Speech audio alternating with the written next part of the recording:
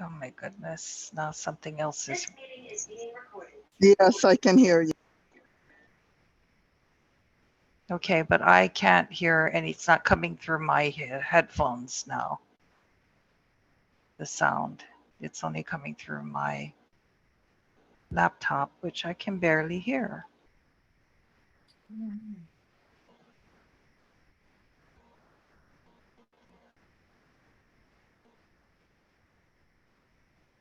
Okay. Okay. I think we have it now. Good. Alrighty. Oh my gosh. Thank you so much. I don't know what happened with that. But it wouldn't be a Zoom meeting if we didn't have technical issues. Okay. Let's see. Calling the October 3rd, 2022 meeting of the Act 169 Dual Use of Cannabis Task Force to order. I'm going to go ahead and quickly take roll. I'm sorry, I had to join in an alternate format, so I can't necessarily see everybody very easily. Okay, I see Dory. Thank you, Dory. Let's see. And I see Joanne, and I'm here. Director Choi, I see your name, but please come on camera. Isaac Radula, Jared Radula was unable to make it today. Let's see. Barrett, are you on today? Don't see you. Sorry. But he doesn't come in.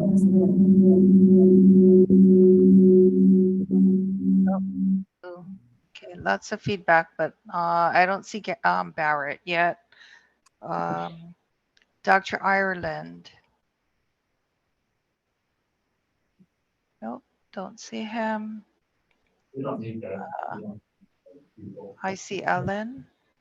Yeah. And I see Terry. I see Senator San Buenaventura. Rep Yamane. Not here. Okay. And I see Randy. And let me see. I see Wendy. And Nikos. And I think Garrett said that he was going to be a little bit late today. So I count 1, 2, 3, 4, 5, 6, 7, 8, 9, 10. Okay, so we have 10 task force members on board and we have quorum. So let's go ahead and get started. Okay, thanks, Michelle. For those members of the public, who are watching the meeting on Zoom or listening by phone, we have 3 substantive agenda items today. The first substantive agenda item is a report on the investigation findings of the Public Health and Safety Working Group chaired by Chair Michelle Nakata. The second substantive agenda item is a task force member discussion of the investigation findings and recommendations of the tax working group. And the third substantive agenda item is a task force member discussion of the investigation findings and recommendations of the market structure working group. In terms of public testimony, as with previous task force meetings, as testifiers, you'll have 2 minutes to provide your testimony on the agenda items. I'll give you a 30-second warning. We'll call time at 2 minutes to provide everyone the opportunity to speak, while allowing adequate time for the task force members to work through their agenda items. Testifiers, all testimony will only be heard before each agenda item. Even though today the task force is meeting remotely, we still entertain in-person testimony, then online testifiers, and then phone testifiers.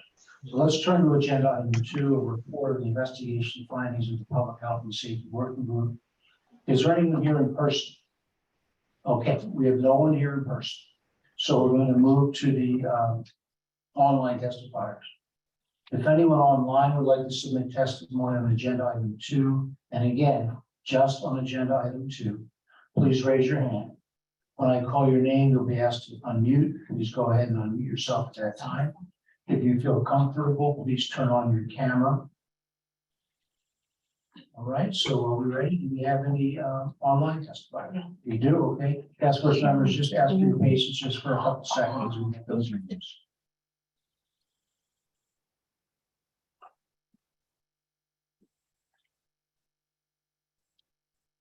Thanks. So the first testifier is Sanford Hill. Mr. Hill, you prepared to testify?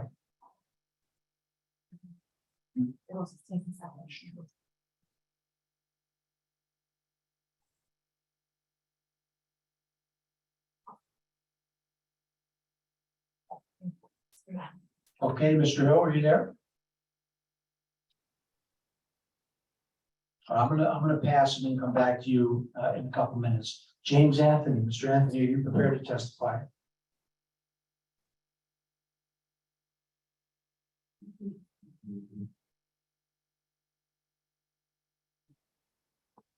Oh, are we having some technical problems?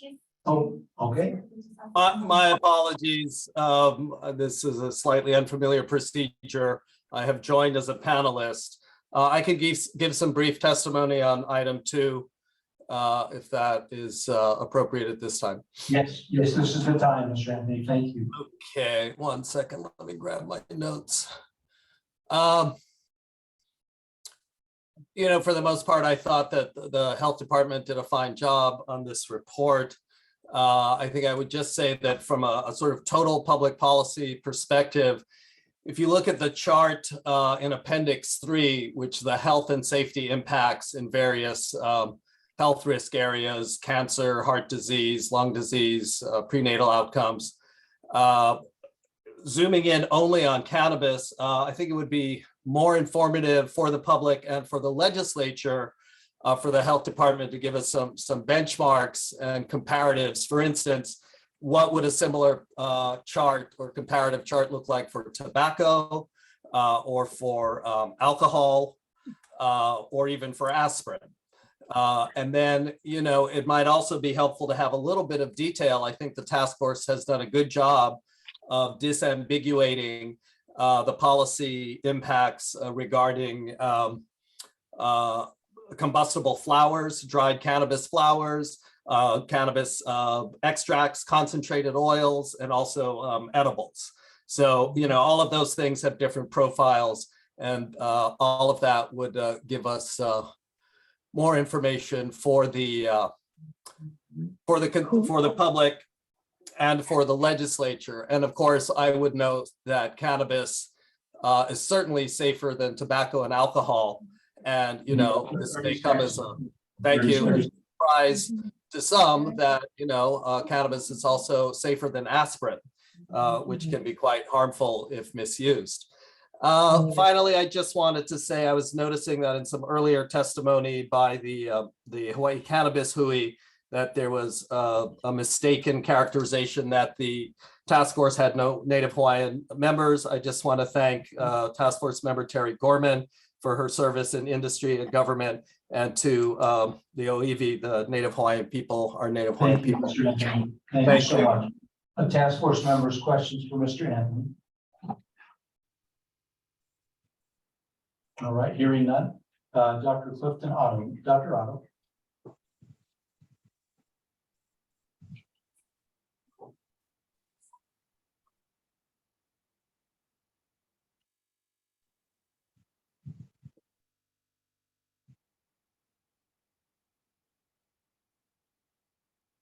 Dr. Otto, are you there? Okay, please proceed. Hello. Oh, thank you. Aloha, Chair, members of the task force. Offering comments today on the report from the Public Health Safety Working Group.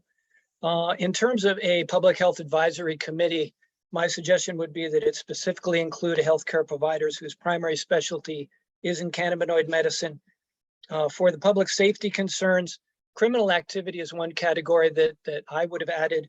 There's a letter from Congress in 2019 from 21 state attorney generals pointing out the significant burden upon law enforcement for the current conflict with the federal regulation of marijuana and this threat it poses to public safety, and asking for legislation that would exempt state authorized use from the Federal Controlled Substances Act. in terms of protecting vulnerable populations and our children and youth. I find it hard to think that we can convince our youth not to engage in the illegal use of drugs when we're allowing everybody else to violate federal law for the authorized use of cannabis. For product safety, I commend the comments on quality assurance laboratories, proficiency testing. I think more of an overhaul is required. Appendix 1, key points, just a point of clarification. The Iowa Department of Public Health did adopt recommendations to file an exemption with the DEA. A letter was sent to them for federal guarantees in April of 2021. And then my last comment is on state Schedule 1. I might have missed it, didn't see anything specifically about that, but the state might want to consider expanding the current exemption for so-called medical use to include adult use. Those are my comments. I'm available for any questions. Thank you, Dr. Otto. Thanks so much. Task Force members, questions for Dr. Otto? Quick question for Dr. Otto. Thank you for being here. Do you have any opinion on the current state of alcohol and drug education in Hawaii's public schools, and what steps can be taken to provide more comprehensive science-based drug and alcohol education in our schools? Well, thank you for that question. And I currently am not following the education that's going on in our public schools for alcohol education. I know I've heard that law enforcement will do education in our public schools more from a kind of public safety point of view, but I think this is an area that certainly needs to be addressed. Education on all issues, and that is certainly something that the Department of Health could satisfy in the mandate that it provide public health on cannabis use in the state of Hawaii. Any other questions for Dr. Otto? All right, seeing none, we're going to come back to Sanford Hill. Mr. Hill, are you now prepared to testify? Yes, I am. Can you hear me? We can hear you very clearly. Please proceed. I think the task force is doing a really good job, working hard, trying to figure out a very complex situation that they really don't have a lot of control over with the federal government. Once adult use becomes prevalent, which it will in the next 2 years, the whole medical marijuana thing may become a moot point. Right now, there's very, very little actual scientific medical research done on the effects of cannabis, both medically and adult use, because of the federal government restrictions. And I think that the dual use thing should be limited to after we find the medical use, the real medical use, like Tylenol, like any other prescription or non-prescription drug that's gone through extensive testing for a long period of time. I really believe we should just legalize it and move forward. And then if we need to separate out the medical part as more medical facts become known and more products become specifically tested for certain. Yeah, 30 seconds, Mr. Hill, 30 seconds, please. That's when the dual use should come. But right now, I think that the best thing that this task force can do is just legalize it and move forward. Thank you, sir. Task force members, questions for Mr. Hill? Seeing none. Mr. Dela Paz, are you prepared to testify?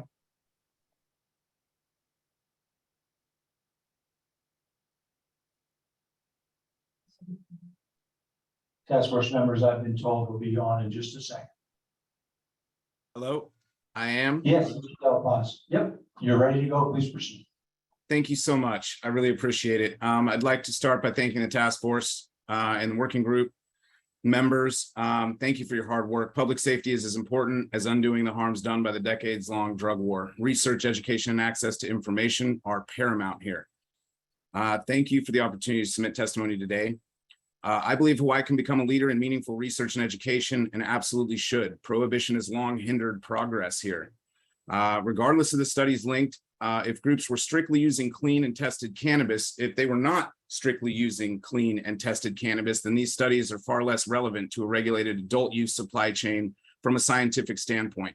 I think it is very important to highlight here that a lot of these studies have been done over a duration of time that has predominantly consisted of untested cannabis. We have no idea what chemicals, pesticides, and things like that in these products how they have affected the brain and the body. So I just want to emphasize that limiting the availability of THC in adult use supply chain, I'm concerned will only push more people to the illicit market. Bud tender and primary caregiver education, testing, research, and dosing recommendations are the answer. Tolerance levels and cannabinoid requirements vary largely. Somebody can get, head change on 10 milligrams and somebody needs 150. It's very, very varied. The formation of a public health and safety advisory council is absolutely supported. I think it's a great idea. However, this must include 30 seconds, Mr. Delappaz, if you can wrap it up, please. Thank you. However, this must include stakeholders concerned about the negative impacts of cannabis use, as well as those representing the benefits of the plant, as Dr. Otto expressed. Otherwise, you have a biased advisory board. Protecting the children and youth, very important.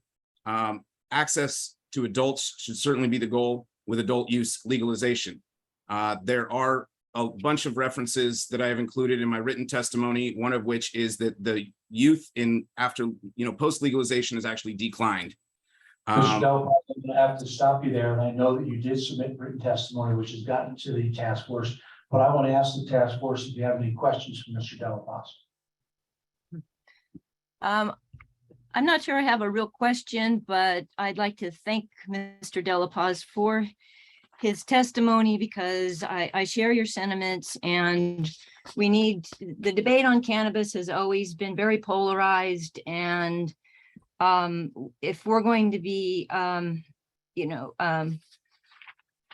we need to operate from the best available data that we have, and not just the negative, but focus on some of the positive stuff. And to give you a little bit of hope, I came across a couple of research studies that are showing some real potential public health benefits from cannabis use. One is about pro-sociality, showing how people who use cannabis display more empathy and prioritize humanitarian behaviors. And there's also a study that's going to be done in the UK. They're recruiting for it now, 6,000 patients or 6,000 people to do a DNA analysis and also behavioral analysis, and to try to figure out which people might be more prone to the harmful effects of cannabis versus the beneficial effects. So, I would like to see those kinds of things included in public health indicators. So anyway, I don't have a real question for you, but except for, have you seen these studies, or would you like to know more? Okay, thank you, Wendy. We're still entertaining any questions for Mr. Delappaz at this point. Anyone else? I'm sorry. Oh, Randy, you have a question? I do. Please proceed. Sam, you mentioned about the report that there's issue around THC caps. Can you elaborate a little bit more on that and how that could potentially push people to the illicit market to obtain their medicine? Yeah, absolutely, Randy. Thank you. I would say that, what I've seen largely in other markets, especially California, where the discussion of THC limitations have been there. I do believe that it's important to monitor these things from a public safety standpoint. Meanwhile, again, because of prohibition, the data on cannabis is very, very infantile. In the sense that there are many positive benefits, and many of the negative studies have been very biased in their baseline precedents. So I would say that, THC, you can access very high levels of THC. Medical patients or higher users absolutely can tolerate much higher levels of THC than someone who is a canna-curious or first-time user. And these things need to be, taken into consideration. Otherwise, again, those regular users will access an alternative supply chain, and that is concerning. So that is Thank you. Thank you, Mr. Delappaz. Any other questions, task force members, for Mr. Delappaz, before we move on to the next testifier? All right, seeing none. The last testifier just gave their first name, and that's Robert. So Robert, this is your opportunity. Prepare to testify at this point.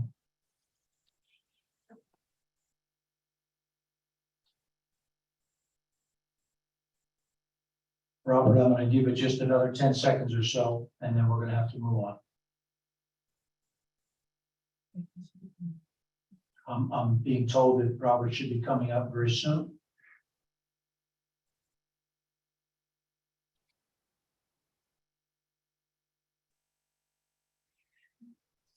Aloha. I had a technical difficulty. Yeah, you're good now. You're good. Okay. I am severely disabled and my brain was saved by medicinal cannabis. So I feel very passionate about this issue. Um, the study with the driving, it said that it was on people that didn't consume it very regularly. I've seen studies that when it's consumed regularly, it's like other medications where it urges caution when you first use it. And the smoking in, at least in other areas where tobacco is smoked, because that is the most efficient titration. Edibles are a little bit less able to titrate. Um, the NIDA studies, it was usually the practice was only if it could show harm would get funding. And recently, DEA has allowed other entities outside of Ole Miss, private entities, to test and grow cannabis.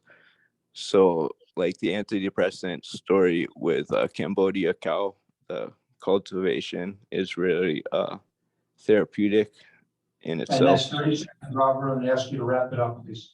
Yeah, so if it would be possible for a state entity to have patient grows go under a DEA license, and then maybe the patients in the state could have the DEA protection. Mahalo. Thank you, Robert. Task force members, any questions for Robert?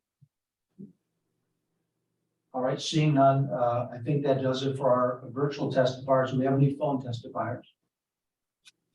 All right, the answer to that is no. So, Madam Chair, we're now ready to take up agenda item 2, a report on the investigation findings of the Public Health and Safety Working Group, which you, Chair Nakata, chair.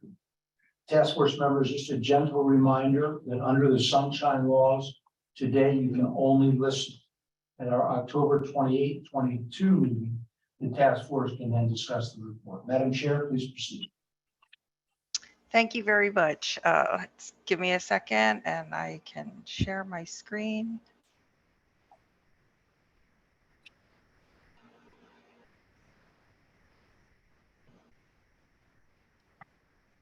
Sure, I'm doing this right.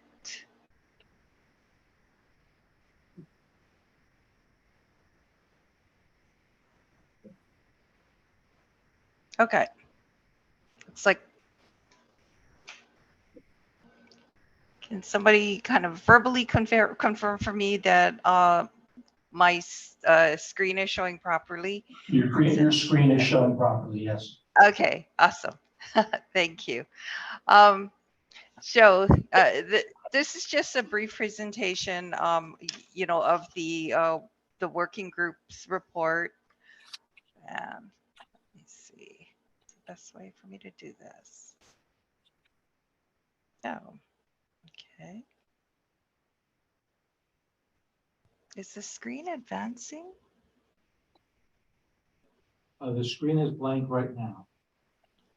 Okay. Alrighty. Now, So yeah. I'd like to thank the working group members, Senator Joy San Buenaventura, Dr. James Ireland, Barrett Otani from County of Hawaii, Randy Gantz with the Hawaii Cannabis Industry Association, and Jared Redula from the Hawaii Department of Public Safety. Okay, I'm not doing so well on getting this to advance.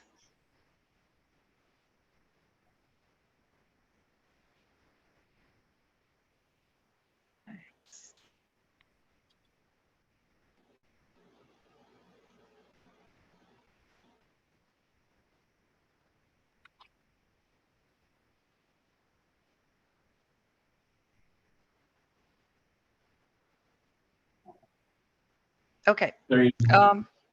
So just to say that the scope of the investigation that we undertook was to identify and make recommendations on policies to safeguard public and consumer health and safety, and including preventing youth access, impaired driving, use disorder, and impacts to mental health. Okay, that works better. Okay, so the general goals, are up on this screen. One of the things that I did want to mention is this report highlights many of the negative aspects of cannabis use and misuse. I want to emphasize that the intent was not reefer madness. The working group and the Department of Health does not take a position on whether cannabis for adult use should or should not be legalized. Really, the goal of this report is to ensure that the task force, legislators, our new governor, pretty much everyone has um, the information that they need in order to make an educated decision regarding adult use legalization. And this includes whether it should be legalized or not, and then if and when it is legalized, personal decisions about whether that they need to make regarding use. The key priorities that were identified in the report were the need to protect the vulnerable and at risk, and this includes children and young adults whose brains are still developing, pregnant and breastfeeding women because what they use, baby uses, and those with or who are predisposed to certain types of mental health conditions. So you have the report.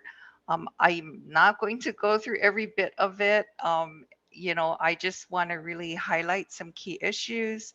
And I want to make sure that it's important that everyone keeps in mind that this report does not cover all the potential health and safety concerns. And in addition, it didn't cover aspects of a lot of the positive things about the medical uses of cannabis, because there were separate working groups for that. And I also want to state for the record that I am by far not the subject matter expert for the topics that are being covered in this report. It really is uh, a lot of just bringing to the forefront these topics for consideration. Okay, so starting off, cannabis use is increasing among adults in the United States, and this means that more parents and caregivers of children are using cannabis. Surveys do estimate that up to 60% of women who use cannabis before coming pregnant continue to do so during their pregnancy and after their pregnancy. Cannabis use is highest in states where adult use is legal. Uh, um, and the increased use by adults means that there is an increased possibility of exposures occurring in homes. And those exposures include things like secondhand smoke, unintentional ingestion by kids as well as adults that live in the same household, and also surface accumulation of THC residue from smoke onto surfaces in the household. Um, a lot of these aspects, including that last one, have not yet been very well studied, but are again things that uh, I think it's important to point out to as considerations for moving forward. So just a bit on secondhand smoke. Cannabis smoke does contain many of the same cancer-causing chemicals as tobacco smoke, and it also contains THC. And there are studies that have shown that exposure to secondhand smoke from cannabis can cause the same physical effects as being the user yourself. It's just the effects are less direct. Secondhand cannabis smoke can cause neurological impairments as well as respiratory illness and symptoms in babies and kids who are chronically exposed. I mean, a personal story not related to cannabis, but um, one of one of my kids' babysitter was a cigarette smoker, And to this day, she's an adult now, but she's asthmatic. And it always makes me wonder that, having been exposed to cigarette smoke for the 3 years that she was babysat, before she went off to preschool, did something about being um, exposed chronically to that atmosphere lead to the fact that she is asthmatic now. Um, Pediatric poisonings. They are There's very strong, substantial evidence that more pediatric cannabis exposures occur in states that have legalized adult use. And these exposures can lead to pretty significant clinical effects that require medical attention, including hospitalization. Um, Largely these poisonings are accidental, and they are largely associated with edible products. Primarily, adults in the household who don't properly store their products, child-resistant packaging, which is required virtually among all of the states with adult use and medical use. However, um, child resisting packaging, in order for it to work, the adults that are using have to make sure that they properly reseal the packaging between uses. And then, as you can see from the photographs on the slide, um, lookalike products and packaging are a significant concern. And these are all the products that are just depicted are illicit products. They are not from the legalized market in any ways, but they are extremely prolific, and you can easily order these things online with very minimal restrictions regarding the age of the purchaser, beyond just clicking a little button that says, yes, I'm 21 years of age. Um, and a number I've talked to a number of regulators in states who, will get all the way to putting in a credit card number on a website, at least for sure on that nerds. I would definitely advise you to go to, I think it's called nerds.com or nerds.org. Their site is pretty um, alarming. So, and these lookalike products, in addition to ones that aren't necessarily packaged to mimic commercially available products, um, even if they aren't packaged that way, right? An infused cookie, brownie, a gummy, if it's outside of packaging, doesn't look any different from one that's not infused.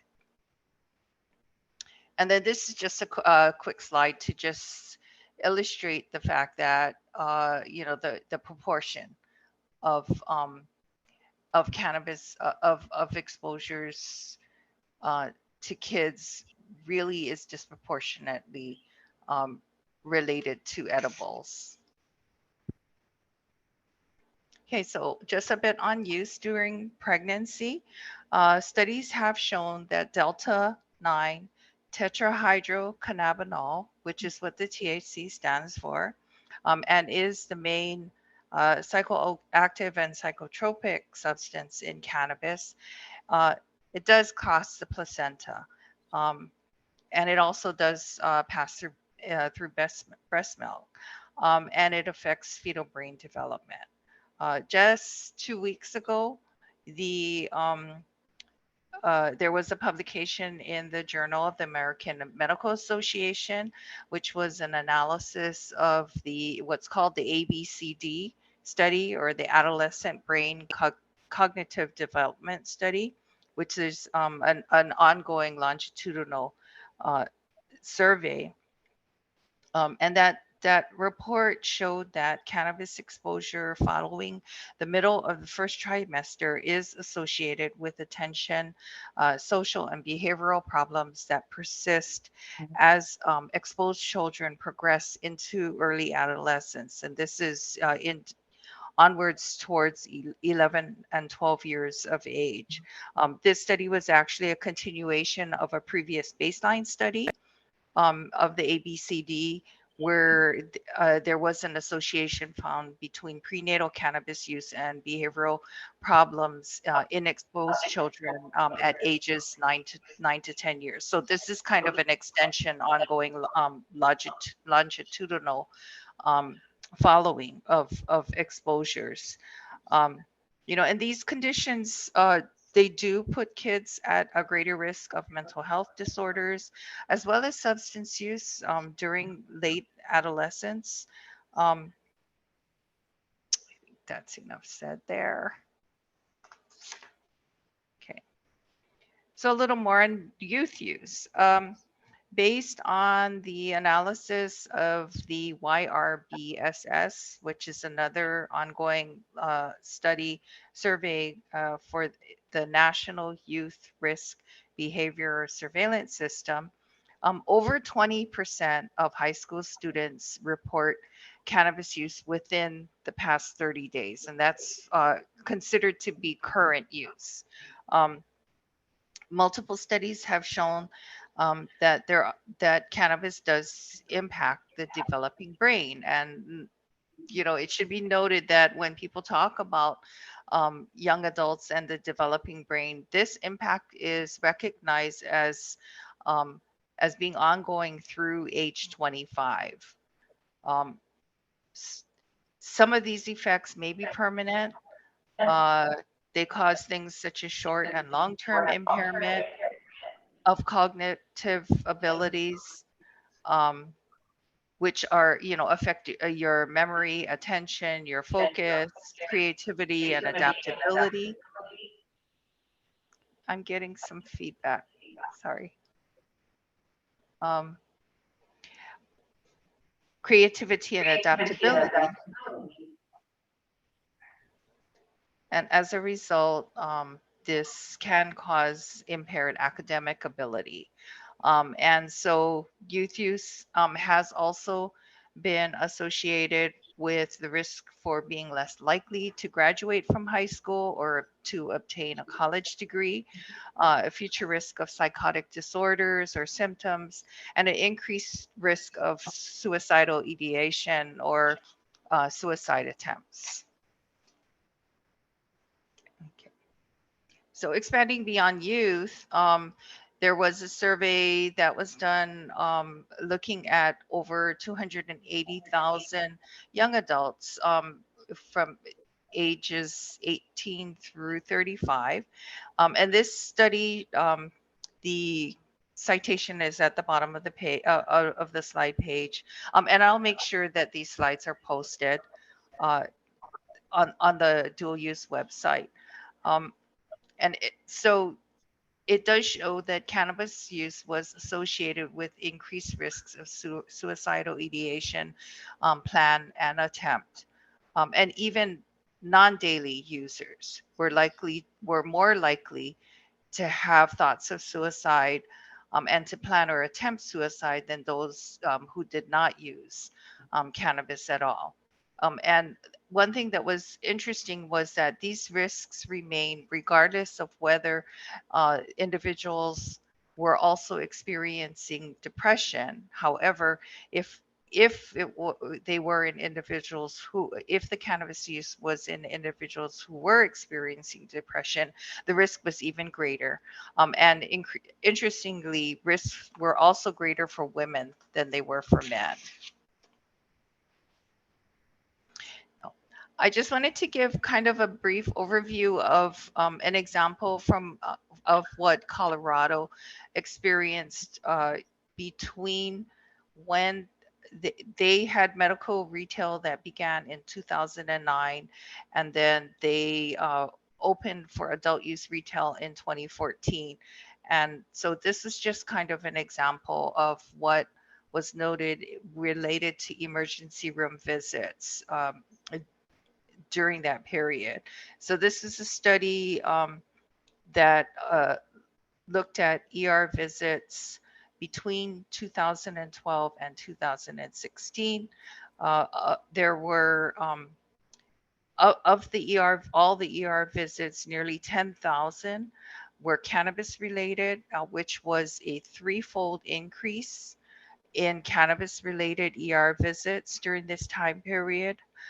Visits related to edibles were 33 times higher than than was expected. And this was even when they controlled for product sales in the state. It was unexpected because edibles were not a large proportion of the legal market at that time. However, as I mentioned, it was associated with a largely disproportionate um, amount of the visits to ERs in the state. A good number of the presentations were for something that's called cannabinoid hyperemesis syndrome, which causes repetitive cyclic vomiting. Um, I participated in a public health prevention conference just a couple of weeks ago, and there was a presentation by an ER physician in San Diego. She works at a hospital in San Diego. And one of the comments that she had made during her presentation was that cannabis hyperemesis syndrome was so unusual 5 years ago that they would write them up as case studies, in among medical practitioners. But she said they are a common thing now. She said she treats multiple cases for in every single ER shift that she works. That's how common cannabis hyperemesis syndrome has become. Um, Other complaints that the Colorado study noted were adverse cardiovascular events and acute psychosis.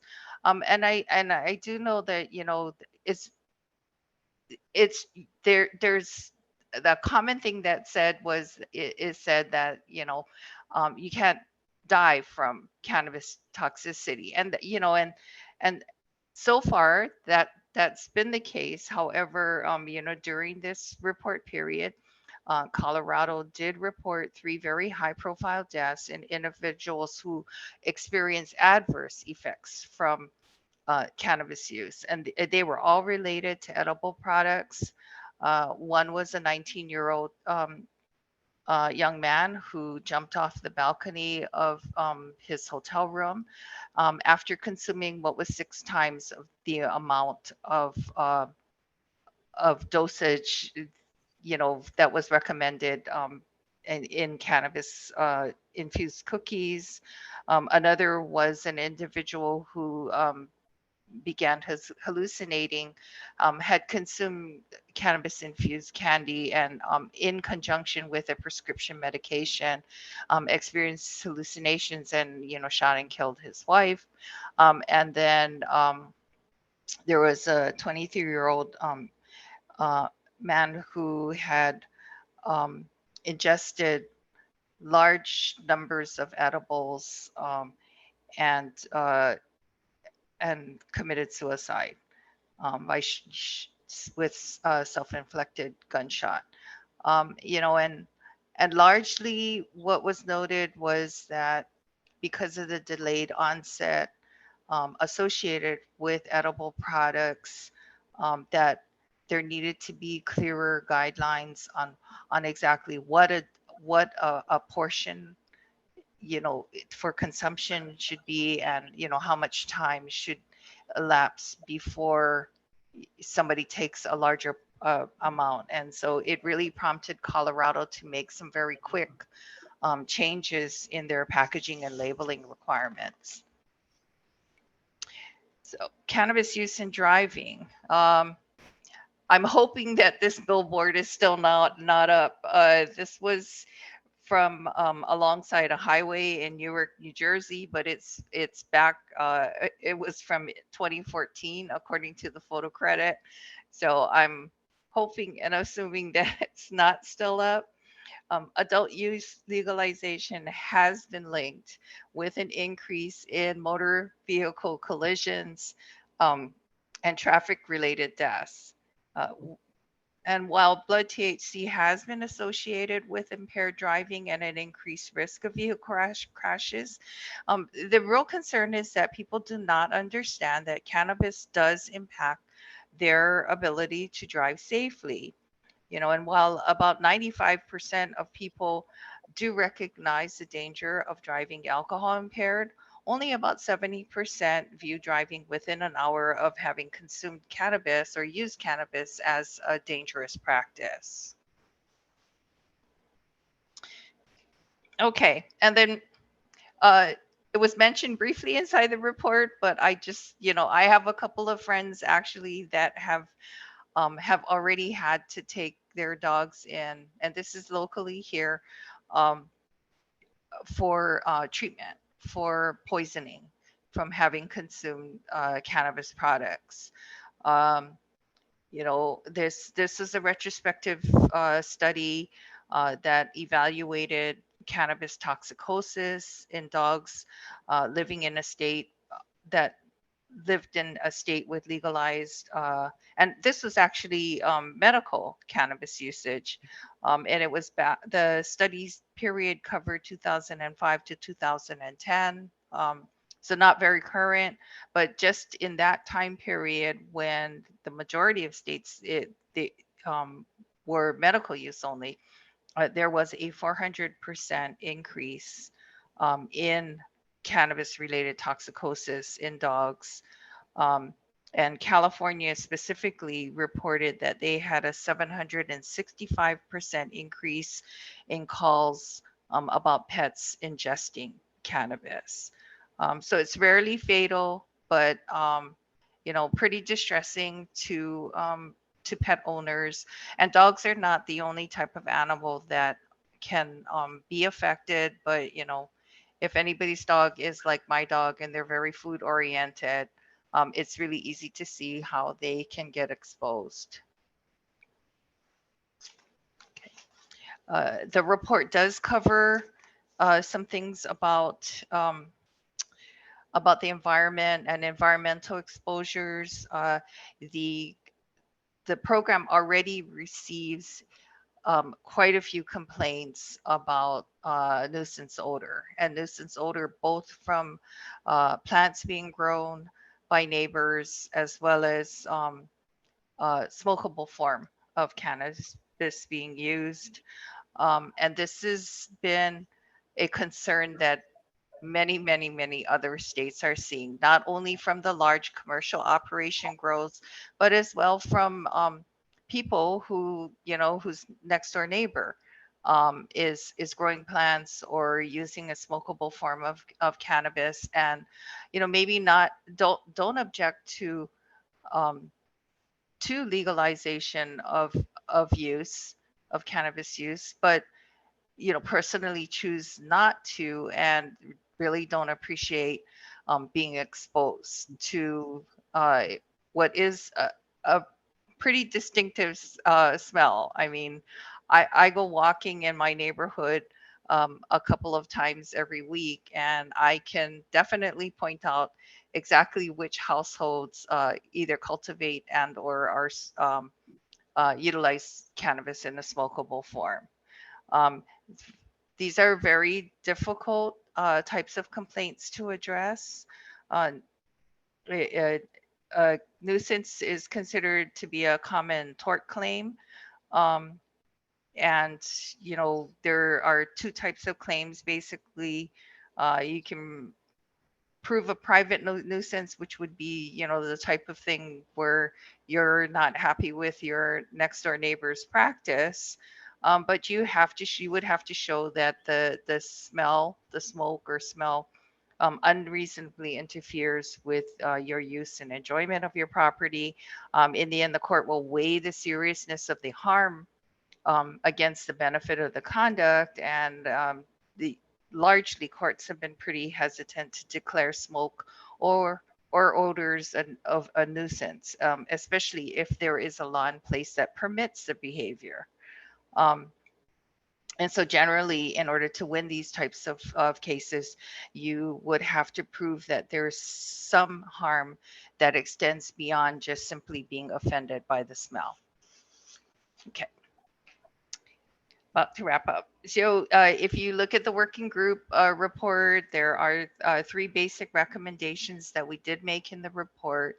The first was that we should adopt the recommendations of the American Public Health Association for monitoring and addressing cannabis-related health problems.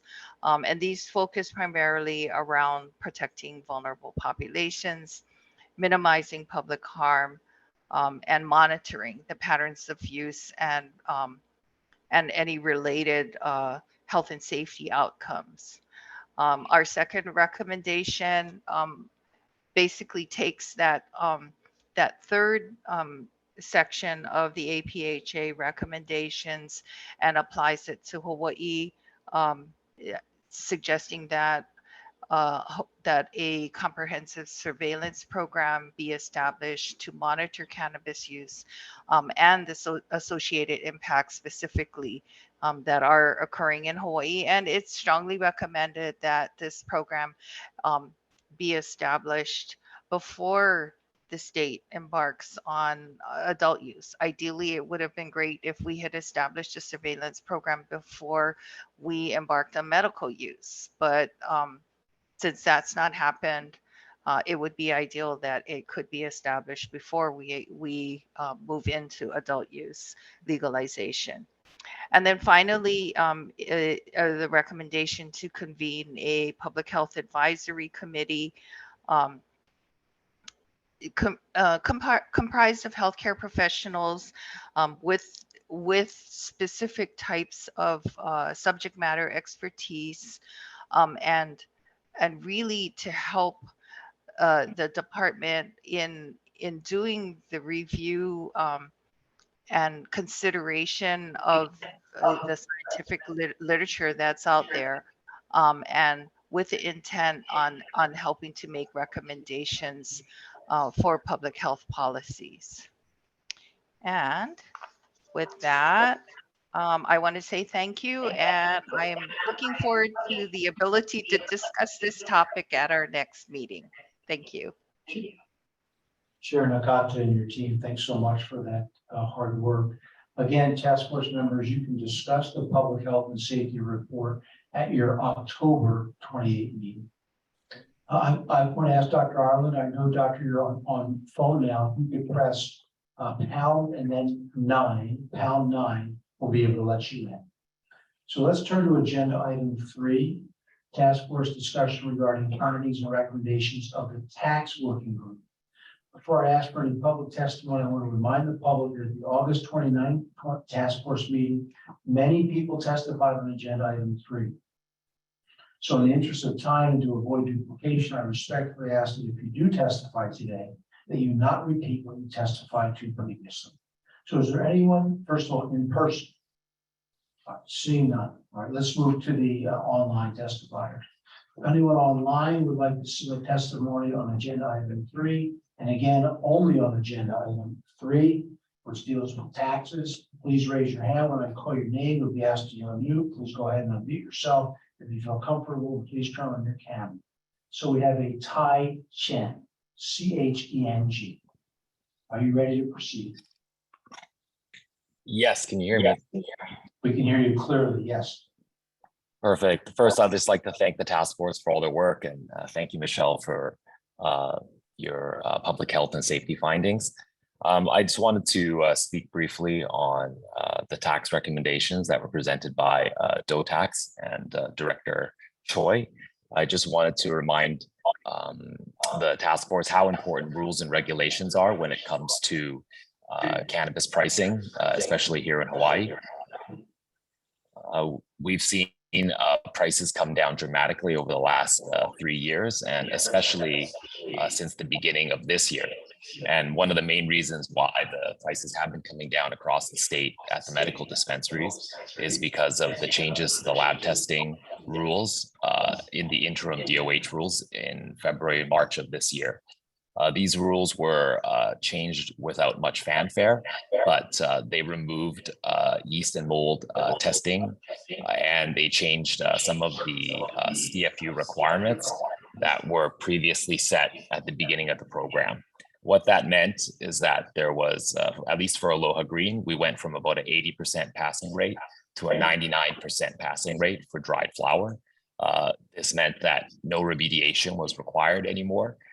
We have a number of remediation equipment pieces that are just sitting there gathering dust. And so I just wanted to, and now we're able to offer a $200 ounce at Aloha Green dispensaries. And the main reason really for that change was because of just a small rule change when it came to how and what dried cannabis flower was tested for. So I just wanted to. You have 30 seconds. You can wrap it up, please. Thank you. And so with DOE tax recommendations, we do, of course, encourage that we don't set ourselves on a specific timeline on what the tax rates should be, but to allow for the market to be able to adapt and compete with the gray market and the illicit market if an adult use program was set up. We have to ask you to wrap up at this point. I want to ask our task force if they have any questions for Mr. Chen. Task force members?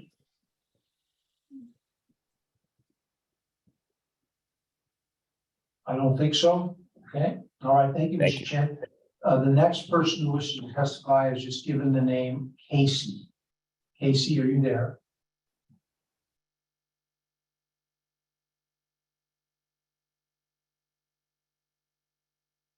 And task force members, I apologize. There's a bit of a delay today to get these folks online. Casey? Yes, I'm here. Please proceed, sir. Yes, my name is Casey Rossing. I'm the CEO of Green Aloha. We're Kauai's medical marijuana license. In regard to taxation, I think the goal of making a legalized program is to bring cannabis users out of the shadows, out of the untaxed, unregulated gray market area, and into a regulated market system where everybody's taking part in the market of society, where employees of these businesses are paying payroll tax, getting health insurance, the businesses are paying tax, there's sales tax. It's part of society. People pay their share through taxes. It goes to society. The goal is to get as many people as possible to take part in this new system. And in order for that to happen, it needs to be competitive. The non-taxed, non-regulated gray market is just that. It's non-taxed and non-regulated. So their costs are significantly lower, particularly when you're looking at federal taxes and what 280E does to legal businesses, legal cannabis businesses. So I would just recommend that we try to keep the taxes as low as possible until the industry matures, so that we do get that buy-in from the people who are going to leave their gray market dealers. 30 seconds, Mr. Rothstein, please wrap it up. To get them to leave their gray market dealers and to come into the legal industry. So putting a timeline on it, when it could take a couple years before licenses get it set up and really get going, I'm not sure is a great idea. The goal is to get participation, and overtaxing will hurt that goal. I think a larger amount of people with a lower tax point will end up generating more income for the state than a smaller amount of people at a higher tax point. Thank you. All right, Mr. Rothstein, I'm going to have you end there if you could. And task force members, questions for Mr. Rothstein? Chair, I have a question. Please, Director Choi.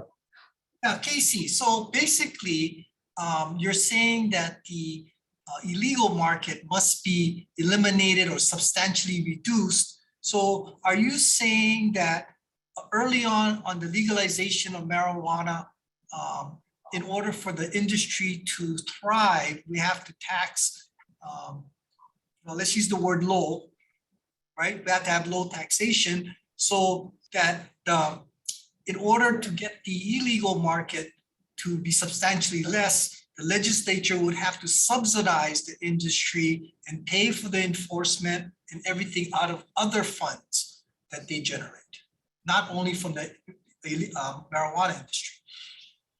I'm not saying that. I think there'd still most likely be plenty of tax dollars to cover the costs of the legal program. And what I am saying is the goal is to get as much participation into the legal market as possible. And the way to do that is to allow them to be at a more competitive price point. And too high of taxations will make that difficult. So Casey, if we just treat your industry like any other industry, any industry, and tax them exactly the same, are you saying there's not going to be any additional regulatory burden on the taxpayer? On the taxpayer? I mean, I'm not sure what you're asking. In other words, are you saying that your industry could probably, if we just tax you normally like any other industry, that there'll be enough taxes generated to regulate your particular industry? Yes, absolutely. Okay, I don't agree with you, but that's fine. Thank you. Thank you, Chair. Thank you, Dr. Any other questions for Mr. Rothstein, task force members? All right, we'll proceed to the next testifier has just given their first name and they've identified themselves as Robert. Robert?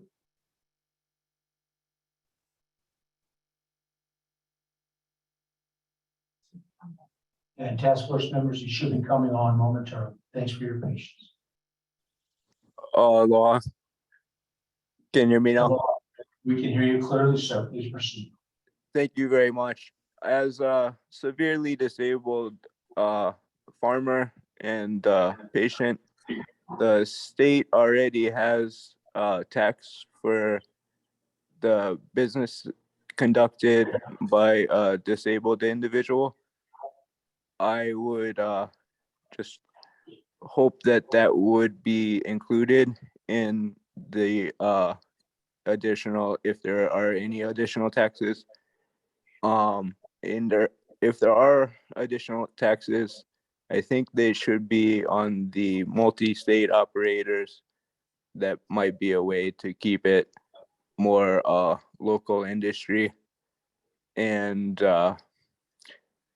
mostly this whole medical cannabis around the country was built on the patients that really needed it. And we should have the ability to grow it. And if we grow more than we can consume, we should be able to sell it. Mahalo. Thank you, Robert. Task force members, any questions for Robert?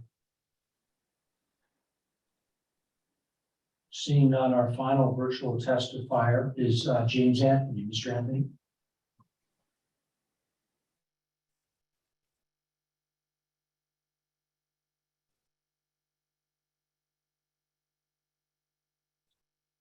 Task force members, I'm being told he should be able to come on momentarily.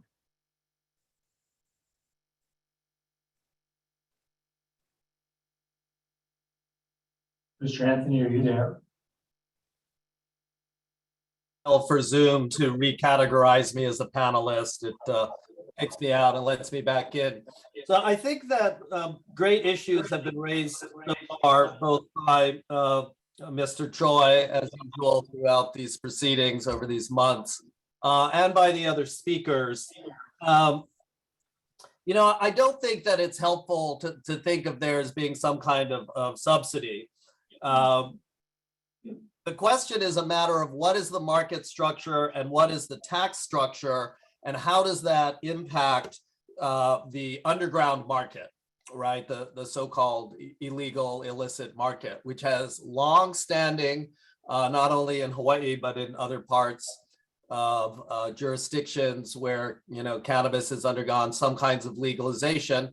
Some of them have not succeeded. Most of them have not succeeded in putting much of a dent.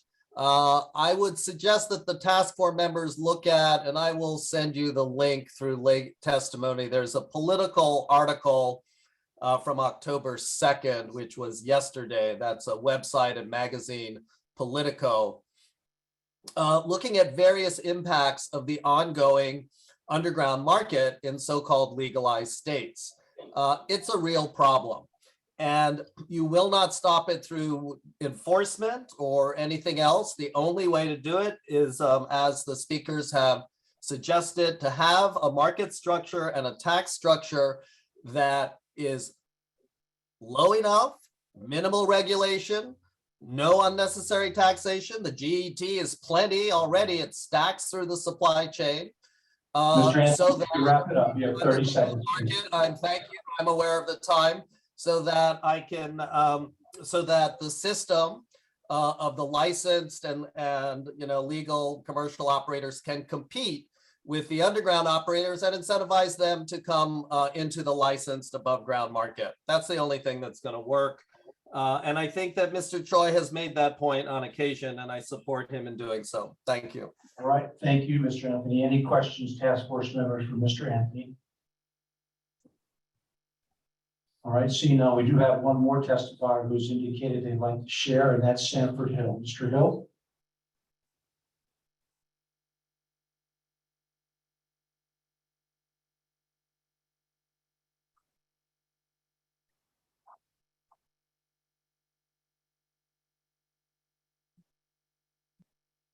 I've been told that Mr. Hill will be on momentarily.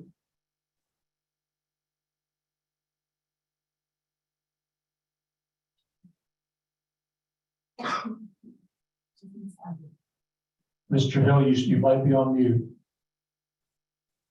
Oh, can you see me? I mean, We can see you and hear you right now. Can you just please proceed? We're ready to go. Thank you, sir. Okay. As someone who's grown commercially, not a backyard grower, and who knows lots of people who grow commercially on Maui, I think that if you do not make the bar low enough tax-wise and all otherwise, you're not going to give them enough incentive to give up what they're doing and join the legal market. Financially, it doesn't make a lot of sense. They're doing well. They already have their clients that they've had for 50 years. And I would say they grow better product than the medical marijuana industry from what I've sampled of both. So it's going to be very hard for the legal industry to compete with the illegal industry, especially because they can grow outside, they grow differently. And what they grow is arguably better.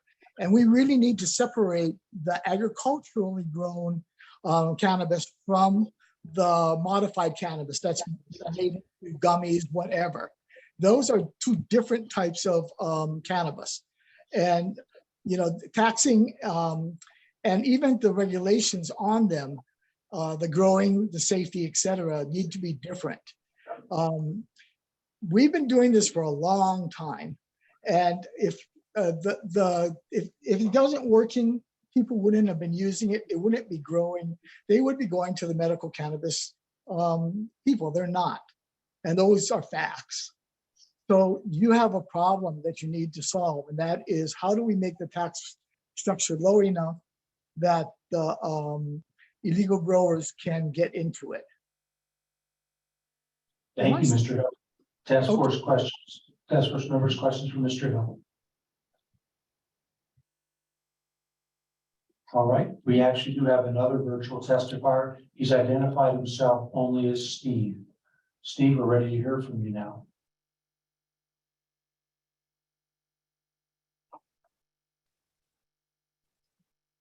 I've been told it'll be temporarily on. Steve, ready to hear from you.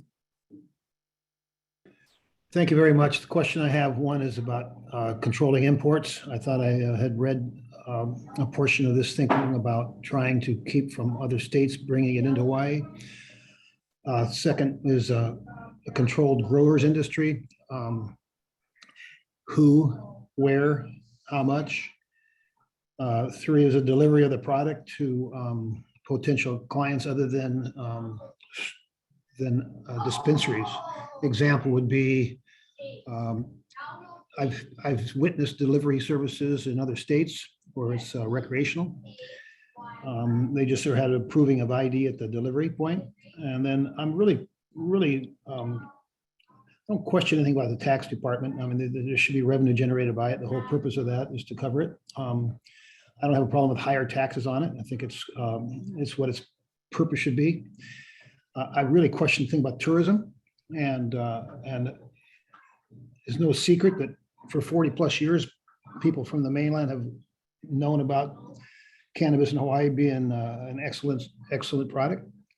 So I think it should be promoted, actually. People come here for a lot of reasons and want them to relax and enjoy themselves. And I'm very curious on how we would take and deliver this as a marketing and a specialty of a Hawaii product. Because a health department is one thing, people are going to do unhealthy things. Should be able to control. And Steve, that's 30 seconds. Please wrap it up. Stopwatch, sir. Thank you very much. So that's pretty much my initial thoughts on this, because we're going to have a large amount of consumption. The state of Washington did run out in their first 2 weeks of legalization. So thank you very much. All right. Thank you, Steve. Task force members, any questions for Steve? Hearing none, do we have any phone testifiers? No phone testifiers. So Madam Chair, we're now ready to take up agenda item 3, a task force member discussion of the investigation findings of the tax working group. We first want to give the chair, Director Choi, an opportunity to share any highlights he wishes. Director Choi. Thank you, Chair. I really appreciate the time. I appreciate the members of the Permitted Interaction Group. Just a real short 3 points. Legalization of marijuana is going to be expensive. After listening to all the testimony and being at all these task force meetings, all the regulation and requirements of this particular industry, it's going to be very, very expensive to regulate. I think it's going to be very, very expensive for manufacturers and sellers. And ultimately, I think it's going to be very expensive for users. And so I think this whole experience is going to be very expensive. Number 2, I do not believe that there's going to be a tax gain or a tax profit from this legalization. After we pay for regulation, we pay for enforcement. There's probably, and especially, we can't even regulate the illegal market now. So it's going to be very, very hard and expensive. And I don't think there's going to be a tax gain or profit to be used, for example, subsidize our educational process or subsidize our welfare process or anything like that. I do not believe there's going to be money left over. And third and finally, if you want marijuana to be have a tax profit or some kind of gain or benefit for the larger community, you're going to have to substantially eliminate or reduce the illegal market. Whether you're going to do it through enforcement or market structure, that's another pig's jurisdiction. But you got to get rid of the illegal market. I would even say the home-grown market would have to be eliminated if you want to generate tax revenue for, to benefit other parts of the community. So that's my 3 points. Dr. Colby and I will be more than happy to try to answer any of your questions. Great, thank you, Director Choi. Task force members, this is your opportunity now to ask Dr. Choi or Director Colby. Dr. Colby, any questions you might have, and also to make any comments that you wish to make about the tax working group report. And I have Senator. Senator, please proceed.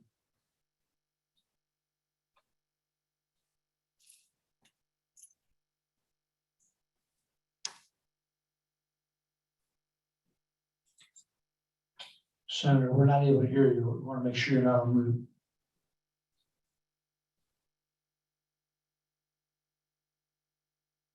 Senator, are you there? We'll come back to you. Other task force members who wish to ask clarification questions or make comments about the report. All right. I'm being told none. Senator, are you there now? All right, so just to be clear, there are no other questions the task force member asked? I'm sorry. Randy has a question. Mr. Gons, please proceed. Not a specific question, but just some comments. Regarding some of these 3 points, I do agree that legalization is going to be very expensive in terms of just how we implement that in the state and how we do it well. I would implore us not to shy away from legalization as a policy implication because of its price tag, because I do think it's a net positive when we're looking at long-term and sustainability for our state. And there may not be a clear tax gain when you think about the implementation of legalization in the immediate, but when we do look at some of the costs in terms of criminalizing and then putting people in jail and some of the social costs, I do think that there is a net gain overall for our state, a heavy net gain when thinking about getting on board with the states that already are going that way. And I think that Hawaii could really benefit from catching up to speed where this country is going. Federal legalization is around the corner as well, and being able to move on that to see those benefits, it's a long game. We really have to keep that in mind. And that there eventually will be a pretty significant tax implications, I believe, when this is a mature market. And again, back to the expensive piece, Hawaii and the rest of the country spent a lot of money on making it illegal for a very, very long time, and really being a detriment to a lot of individuals' lives because of the public health implications. And I think that we have an opportunity, but not only an opportunity, but an obligation to right those wrongs. And it's gonna cost us, but it's the right thing to do. Thank you, Mr. Gons. I had Senator Ventura, I understand you're here now. So Before we do that, can you comment to Randy's comment first? Of course, sure. Yeah, hello. Let's hear from Dr. Choi first. He's going to respond to Mr. Gons' comments. I'm responding on behalf of Director Choi. Sorry, lots of directors and doctors. Just in terms of thinking about the net costs, right? One of the things that is helpful is the state has kind of decriminalized marijuana. And so if you really want to understand the costs and benefits, you have to, one, understand what are the costs of decriminalization, which are a lot of the benefits that Randy just mentioned in terms of lack of incarceration and other things. And then the criminal or the legalization of recreational use would allow people, more economic transactions to be taxed, right? And so it's just really important to remember about like what is being tried, or what is the attempt in every single legislation. And then once you have the total understanding of what you're attempting to do and what is actually going on in the legislation, that's what you can associate with the cost of that particular legislation. But I do think there are 2 or 3 things going on simultaneously in Hawaii regarding cannabis. One is, decriminalization, and another one is the establishment of a market. And those 2 have different costs and benefits. Thank you, Doctor. We have 3 task force members that wish to either ask questions or make comments. First is Senator Ventura. Senator, are you ready now? Yes, I finally got promoted to panelist, so I could actually unmute myself. So Okay. thank you. Okay, so basically my question is for Director Choi. And I understand, and because I've been a member of the PIG, other task force, that a lot of our reports are pretty rushed. What I want to know is, Director, whether or not you've actually made an analysis as to how much gross we're going to get if we just do the regular 4.7% general excise tax and not including the corporate income tax or personal income tax. Have you made that analysis? What is the increase, if any? Yes, and let Dr. Coy give you the numbers. It's in there. I don't have the numbers right offhand, but like it's pretty easy, right? So 4.5% of, it's about 50% for the first 2 years of the proposed tax. And once the tax goes up to 10%, then it's 1/3 of the tax. And then when it goes up to a total of 15% as the report recommends. If that were to proceed, then it's 1/4 of the taxes, right? So that's just, the GET is included in the tax revenues in the report. Okay, so you just give me percentages. I want to know how much the state is going to make out of this gross. So according to the report, if the assumption is with a $225 an ounce, and if you follow the tax recommendations of the report, it would be for the first 1 and 2 years, it'd be $2 million. For the years 3 and 4, it'd be $5 million. And then for year 5 plus, it'd be $10 million if you only apply the GET. Okay, so it doesn't sound like it is much of an increase in income unless Director Choi is right that we start enforcing on the illegal market and bringing them in. Because generally the public is going to accept recreational use because they assume that it's going to have this huge tax windfall like they've seen in Colorado and Washington. And it doesn't sound like that's occurring. Yes, Senator, that's exactly what I'm saying. Unless you bring in the 80% illegal market, you're not gonna make money. Okay, Senator. All right, Terry Gorman's next, and then Nikos Leverance. Ms. Gorman.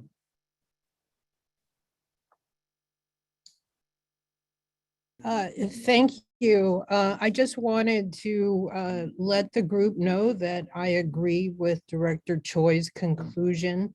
I had an opportunity, Mayor Victorino asked me to meet with our police chief, Chief Pelletier, who came to Hawaii from Las Vegas, Nevada. And although this group today, we heard about public health and safety, Chief Pelletier told me about unintended consequences of an adult recreational program. And it's been seen in Maine, Nevada, California, and elsewhere. And that is a very large increase in the homeless population. He has studies and data about that and can explain the reasons why. But Chief Pelletier is of the opinion that the social and enforcement costs will greatly outweigh any kind of revenue that the state is going to make from taxing recreational use of cannabis. That's his opinion. And I've asked him to submit testimony at the next meeting. I'm very concerned about the inability of the state of Hawaii to enforce black market illegal activity now. I think it's not very accurate to think the state's going to magically have the ability to enforce it, especially in an adult recreational use market. That's my opinion. I'm not sharing an opinion from Mayor Victorino. We are going to be meeting, but he did ask me to meet with Chief Pelletier because Chief Pelletier had personal experience with legalization when it came to Nevada. And he told me there's a lot of dirty secrets about this business that people don't want to talk about. And the increased rise in homelessness is one of them. And we already have enough problem trying to keep people from Hawaii in homes, let alone people who aren't from here moving here. So that's all I had to say. Thank you. Thank you, Ms. Gorman. So the order is Mr. Leverance, Ms. Nakata, and Mr. Gons. Mr. Leverance. Well, just let me state from the outset that I think any substantiations or even allegations that increased that adult use cannabis legalization will lead to increased homelessness needs to be substantiated with data and not just merely the opinion of somebody in law enforcement. As we know, given the history of cannabis prohibition, law enforcement has benefited greatly, both in terms of enforcement activities in terms of anti-cannabis enforcement activities, Green Harvest here in Honolulu. The monies it's received from the federal government to criminalize disproportionately our Native Hawaiian population. Let's also talk about the cost to our probation department and people being kept on probation for years, if not decades, perhaps due to a positive urinalysis screen. So I have concerns too about, tax revenues and about having a system of regulation that provides safe cannabis to folks, including our tourists who will largely benefit from an adult use regulated market, properly regulated market. And we need to, as a commission, hopefully, and as a task force, try and explore those ways where we can set up a dual use system that will benefit everybody. Nevada had over $1 billion in cannabis sales in 2020. That's gross revenues. So we can indeed come to a workable solution. And I commend all of our commissioners for their efforts up to this point. Mahalo. Thank you, Mr. Leverage. Chair Nakata. I'm sorry, my comments actually were addressed by by both Terry and Nico, so I don't feel a need to speak. Thank you. All right, thank you. Mr. Gons. Yeah, I had a question for the tax department. I know it's been really hard to quantify the gray and other area market that currently exists in Hawaii. And in the report, there's been a decent attempt at trying to quantify that and seeing what the possible revenues could be given that number. I personally believe that the number in the report to be a little conservative. I think that Hawaii's local people and then also the tourism industry would consume a lot more.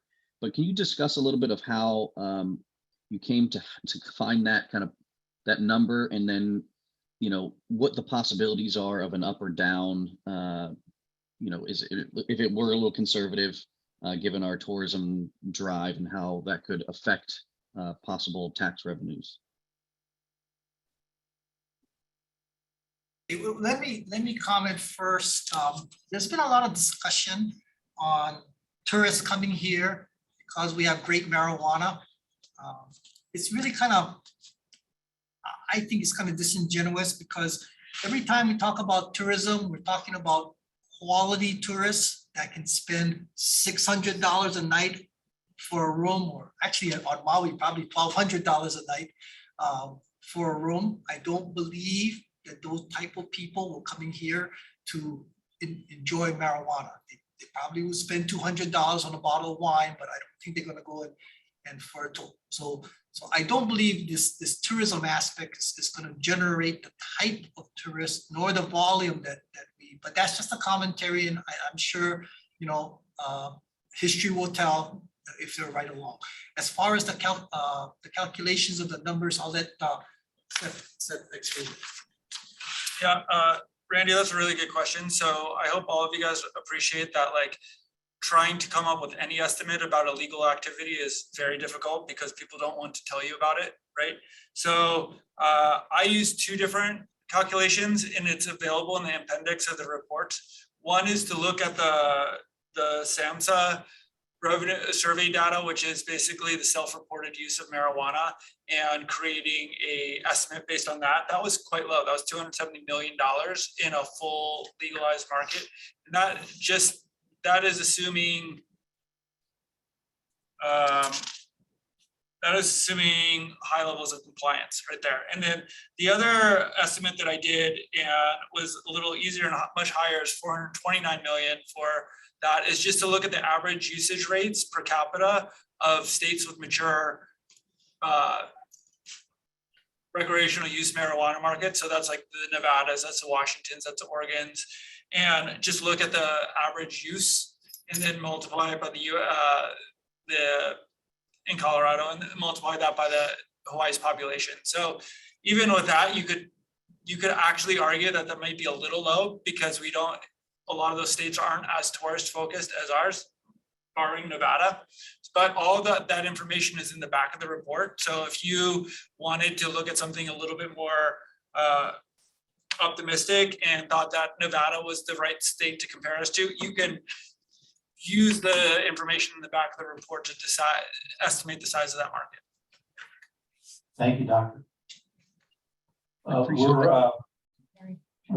sorry. Okay, Mr. Hodgeye, you have a question or comment?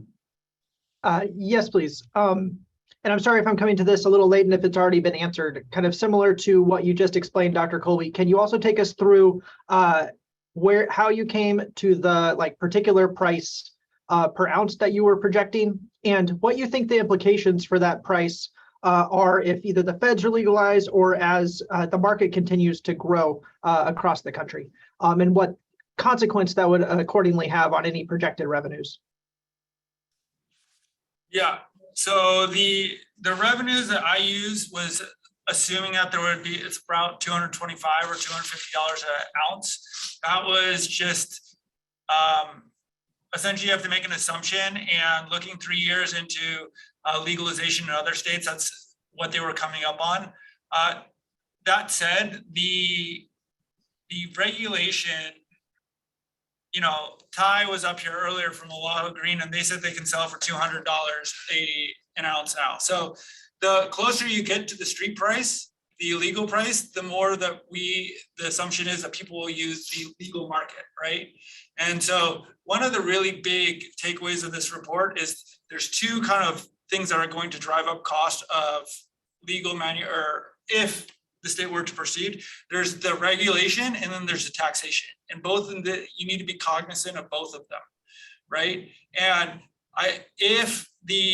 in every single other agricultural market, legal producers can outproduce illegal producers, no problem, because they have scale and they have the wherewithal, and that is just natural capitalism, right? So if you allow basically somewhat large farms, which is economies of scale, which is essential to all agricultural production, right? If you allow, you know, like if you essentially have the burdens akin or probably more higher, but like not crazy, there's no reason to assume, at least from the experience of other markets, that you wouldn't have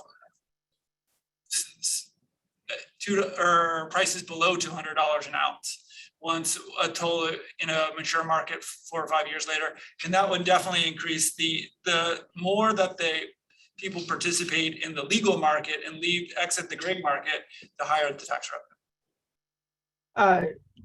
Is that balanced against, how does that balance against having more people in the legal market and the projections for the amount of value and tax revenue versus the amount that the price goes down and its impact on tax revenue? Yeah, that's all in there. There's I'm happy to sit down with anybody, or if you guys want a more substantial, just different scenario analysis, I can do that. But there's literally 15 or 20 variables here, and to say exactly what's going to happen, holding everything equal, just takes a lot of time in explaining. But if you guys want specific scenario analysis, I'm happy to provide that, because it's all there, but I would have to provide that. Thanks, Thank you, Dr. Colby. I appreciate it. You have mentioned a couple of times that a number of questions that have been asked are addressed in the report. So thank you. Looks like we have one final comment or question before we move to agenda item 4, and that's from Chair Nakata. Chair Nakata.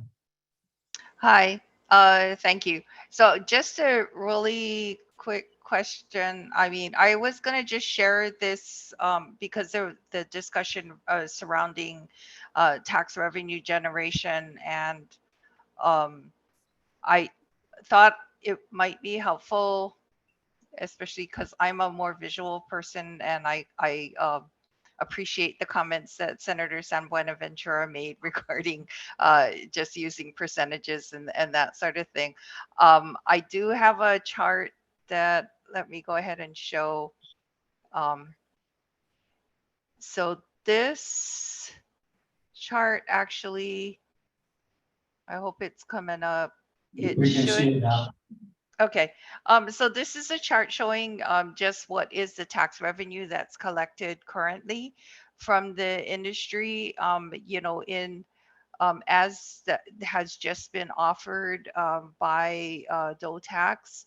I think doing some similar analysis, I would say that, this chart alone is not a fair representation for the industry because it does not take into account um, the fact that they are unable to take a huge percentage of their expenses into account, as deductions in operational costs because of cannabis's uh, federal status. But I just wanted to share it just because for somebody like me, visual representation like this is a lot more helpful. Thank you, Madam Chair. Thank you. We're going to move on now to. Wait, excuse me, just Michelle, just from your chart, you just showed GE, so non-deductibility of expenses does not apply. So that's a straight GE tax chart. And just a final comment, maybe you can use it as a gauge. We have about a 98% compliance rate in state taxes. We spend about $30 million. That's the budget for my department a year to achieve that compliance rate. So if that's any indicator or information for you folks, that's what it's probably going to cost, probably more to regulate this particular industry. Thank you, Chair. Thank you, Director Choi. Let's turn to agenda item 4, a task force discussion of the findings and recommendations of the market structure working group. Before I ask for any public testimony, I again want to remind the public that the August 29 meeting, many people testified on this agenda. So in the interest of time and to avoid duplication, I respectfully ask that if you do testify today, that you not repeat what you testified to previously. So is there anyone here in person, first of all? Yes, sir. Please proceed. Mike, and you can Stender, please. Thank you. Sit down. Yeah, sit down. Yeah. Thanks. I turned off the camera.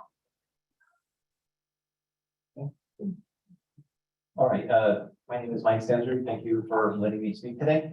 First off, I just want to say, so I read the paper from the market structure task force, and I thought it was great. I mean, that is some excellent work, really interesting stuff in there. So I just wanted to make some comments about it. The tax structure, I thought it was a good idea. I know that goes back to the last one. With regards to tax revenue, just let me jump in here. I know that Illinois legalized like 2 years ago, and they just made more money off of marijuana taxes than they make off of alcohol taxes. So I think that it is completely unrealistic that there won't be additional tax revenue once it's legalized. Regarding the market structure, I like the non-vertical integration model.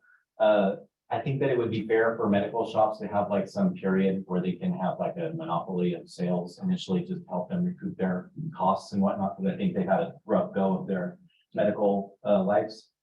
I thought the row limits were generous. It would be great if people could buy seeds and clones. One thing that was in there that I thought was really interesting was the co-op model.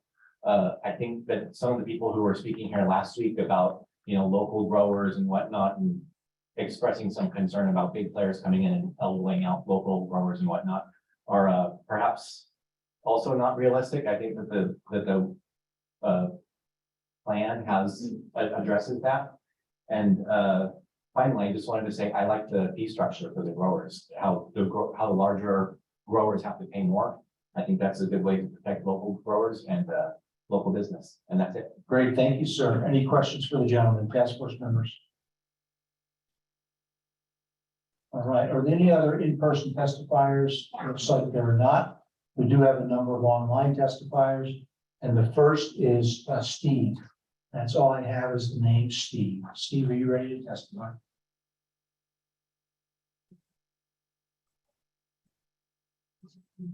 Should be coming on momentarily.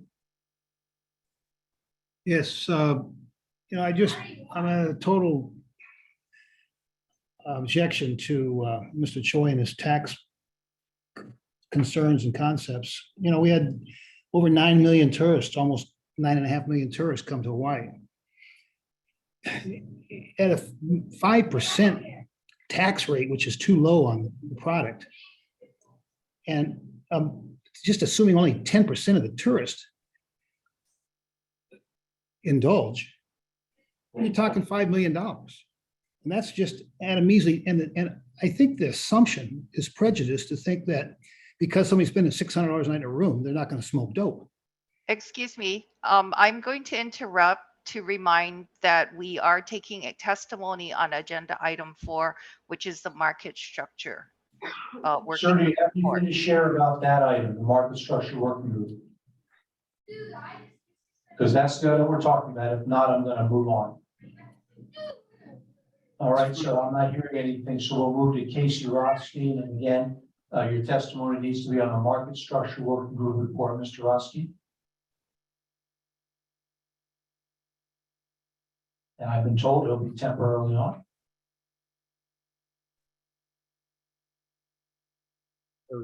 Am I back on? Can you hear me? Please proceed, sir. Yes, on the market structure working group, anything you want to share?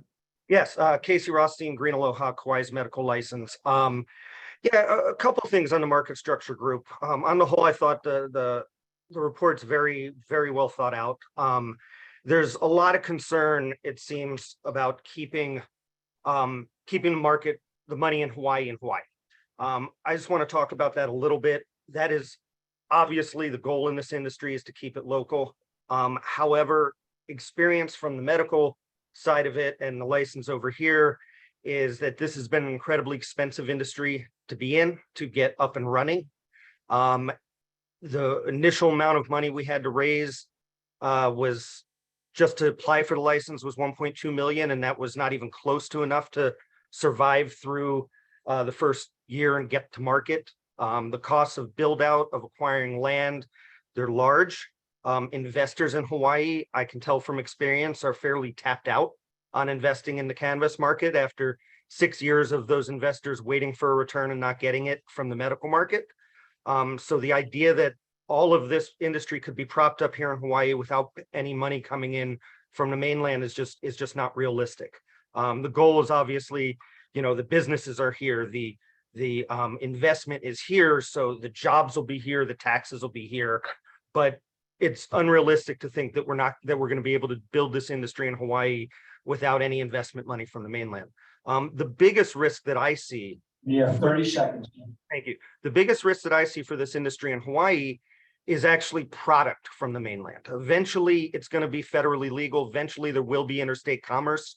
I'd hate to see Hawaii build all these grows and invest all this money into production, only to see us get crushed in a few years when the market opens up to out-of-state producers where the cost of production is dramatically lower, which is similar to what happened to the sugar industry and other agriculture industries in Hawaii.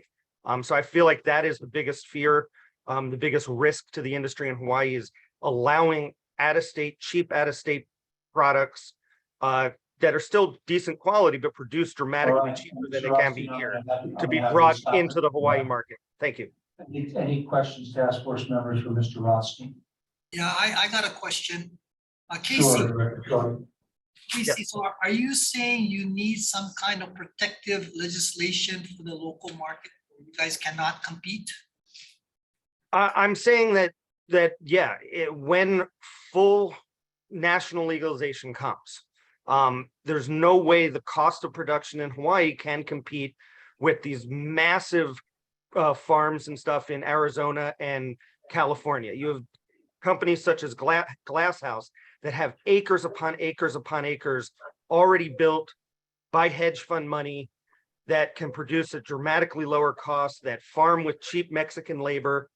And Hawaii, you know, at our cost of production here, our cost of electricity, our cost of living, where we have to pay much higher wages than they pay on the mainland, you know, we can't compete with the cost of some of the product that's coming out of the mainland. And in some places you're seeing, you know, pounds go for a couple $100 because they can produce so cheap. So, yes. Thank you. I agree with you. Thank you. Thank you. Any other questions, Mr. Rossi? We do have a number of people who wish to testify online. All right, thank you, sir. The next testifier is only given their first name, and that is Robert. Robert, please proceed.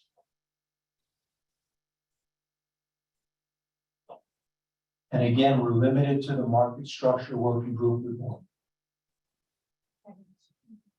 Should be temporarily on.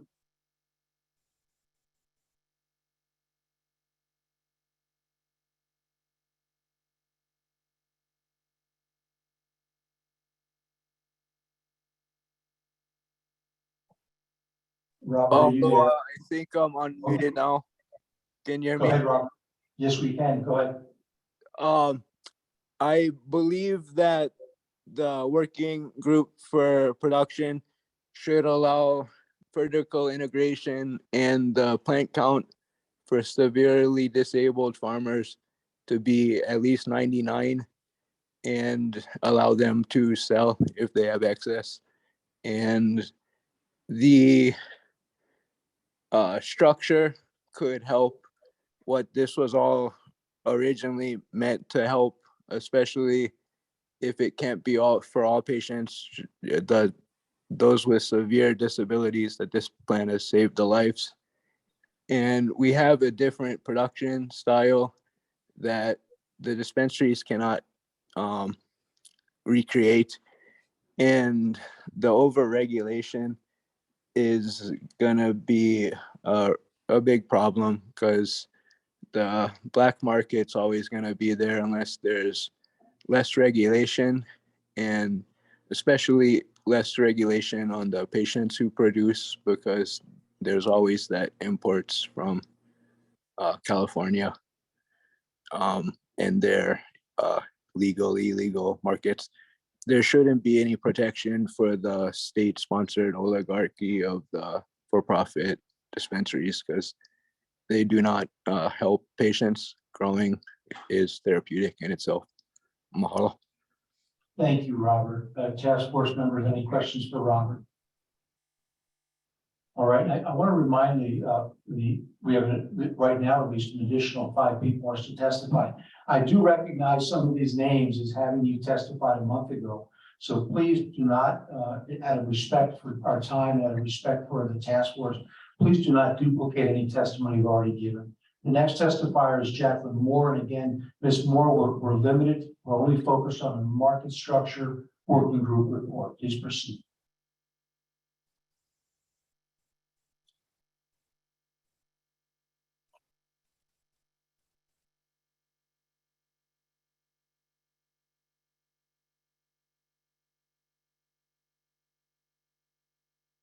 And we lost Ms. Moore. We'll come back. We'll come back. I'll circle and come back. Next is Tai Chen. Mr. Chen.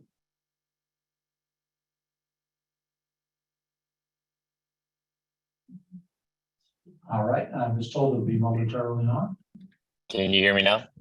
We can hear you. Please proceed, sir. Perfect. Thank you so much. I just wanted to talk about the market structure, a couple items. The products that the dispensaries such as Aloha Green are a direct reflection of the rules and regulations that have been set up. Many of the products that some callers have referred to are products that we cannot grow. We must grow in an indoor and an enclosed area. We cannot grow outdoor cannabis, which leads to my recommendation or just a thought for the task force. When it comes to licensing fees, the current structure is forcing everyone to grow in an indoor environment.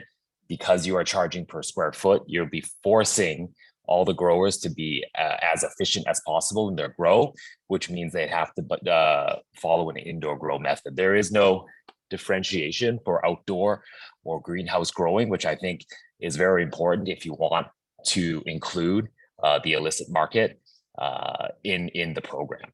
And as regards to our $200 an ounce, we're selling a $200 ounce of dried cannabis today.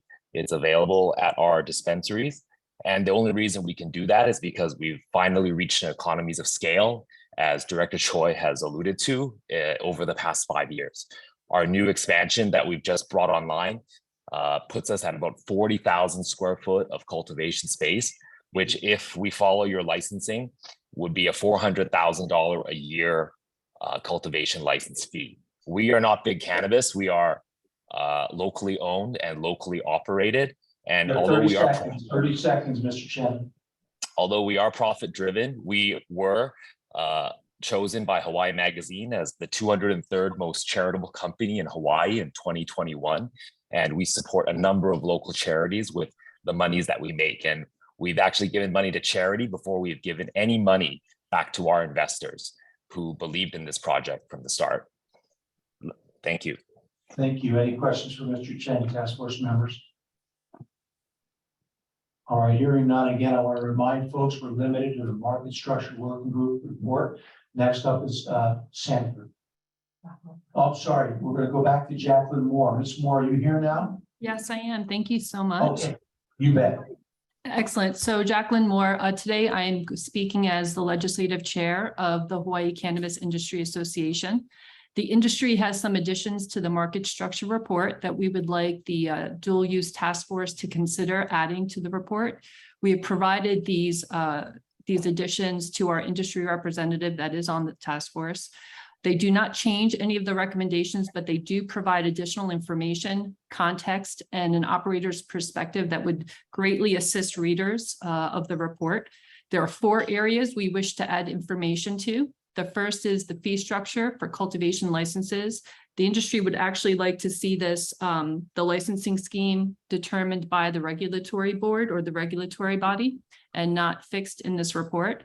The second would be the 20 plant limit for personal home grow and adult use market. The third is information regarding investments for licensees, given that this industry has traditionally lacked banking and other forms of capital that Casey highlighted earlier on, some of those difficulties. And last, examples of what data-driven indicators could be for the regulatory authority as they look at licensing cannabis businesses in a new program. That's all I have today. Thank you so much. Thank you, Ms. Moore. I noted that you did say your recommendations have been given to a task force member. We'll make sure those are distributed to all members of the task force. Task force members, any questions for Ms. Moore? Hearing none, we're now ready to hear from Sanford, and that's the only name I've been given. Sanford, are you prepared to testify?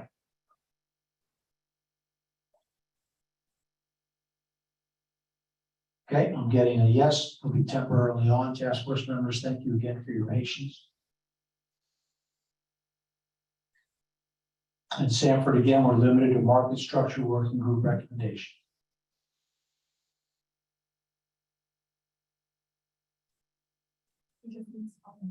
If you can unmute. Hello. Sanford. Yes, we can hear you now. Please proceed. Okay. Yes, I think this report really ignores a structure that's been in place for a long time and has been extremely successful. The people who grow currently grow pot and have grown it for a long time have paid a lot of taxes, much more than you're going to get for by taxing marijuana. They have been successful in competing against the whole world as far as their strands being sought after by people for many, many, many years. There's no strands in the world that are known as well as Maui Wowie, which I created. I mean, it's still being written about today in magazines. So, you know, we should use the structure that's already been in place and modify it somehow to become legal. And then the tax dollars will flow. You know, I mean, I've spent millions of dollars in not only my own taxes, but the money that people have. You could focus on the market structure if you could and not on taxes. Well, the market structure needs to be part of the tax structure. You know, okay. If you're going to do if you're going to make the market work, it's going to provide taxes. Okay. And the market is only going to work if you use the established market that's already here and take these people in. They are experienced, they grow outside, they grow completely different than the cannabis market, and they are really able to compete very well with stuff grown anywhere else in the world. And okay. I'm confident that. 30 seconds, sir, 30 seconds. Yes, it's happened for a long time. And, you know, this is not why reinvent the wheel. That's what I'm saying. All right, thank you, sir. Task force members, any questions for Sanford before we hear from other virtual testifiers? Hearing none, we're now ready to hear from James Anthony.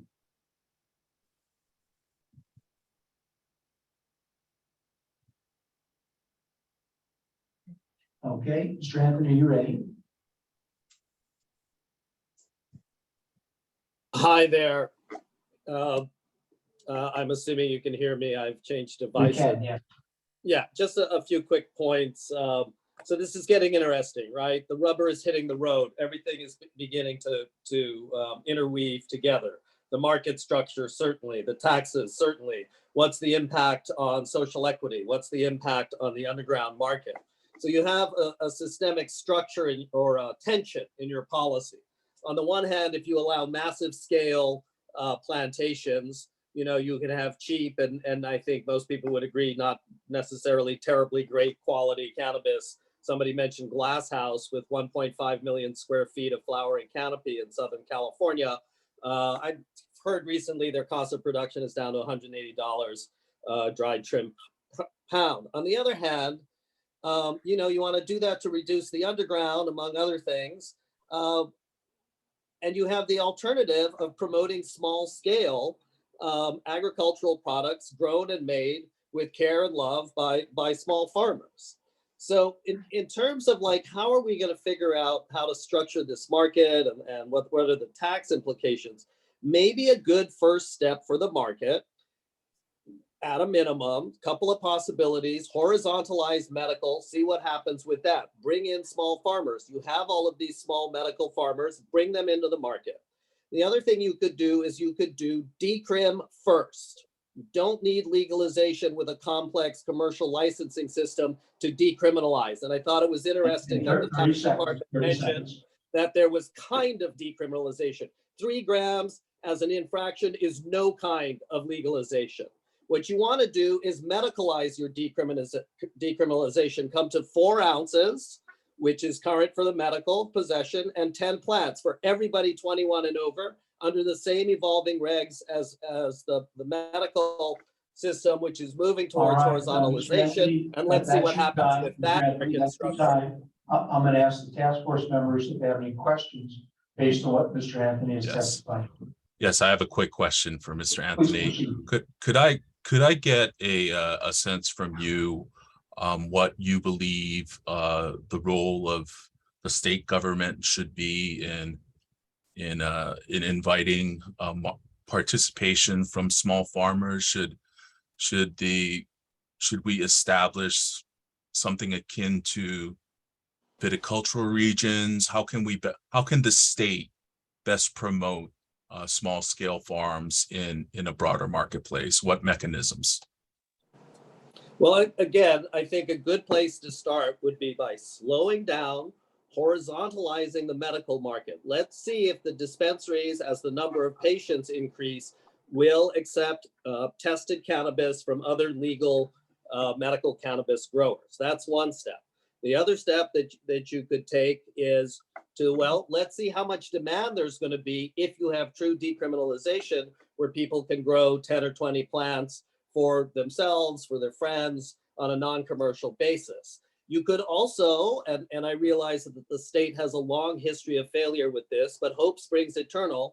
As the plantations have come crashing down over the decades, let's see what we could do to promote real diversified agriculture, diversified not only in the size and the makeup of the farmers, but also of what they're growing. They can grow food and medicine and cannabis and other essential human consumption items, everything from coffee to mamaki tea with cannabis. And if we support all of that, what's going to happen is that the prices will come down on all the markets, the legal market, the underground market, the medical market, and nobody's going to get rich growing cannabis, which is what it should be. These inflated prices are artifacts of prohibition and overregulation. All right, thank you, sir. We have one more testifier, and then we should be able to hear from Chair Gantz on the actual report. Sandel Paz. Sandel Paz, you are our last virtual testifier.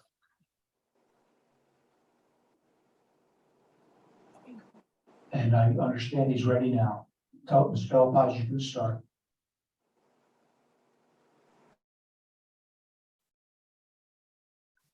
Yes, hello. Thank you so much. I appreciate everyone's time and input today.